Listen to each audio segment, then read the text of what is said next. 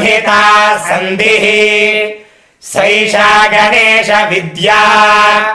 गणक ऋषिः निषृद्गायत्री छन्दः श्रीमहागणपतिर्देवता ॐ गणपतये नमः एकदन्ताय विद्महे वक्रतुण्डाय धीमहि तन्नो दन्तिः प्रचोदयात् नमो व्रातपतये नमो गणपतये नमः प्रमथपतये नमस्ते अस्तु लम्बोदराय एकदन्ताय विघ्नविनाशिने शिवसुताय श्रीवरदमूर्तये नमो नमः वक्रतुण्डमहाकाय कोटिसूर्यसमप्रभा निर्विघ्नं कुरु मे देव सर्वकार्येषु सर्वदा।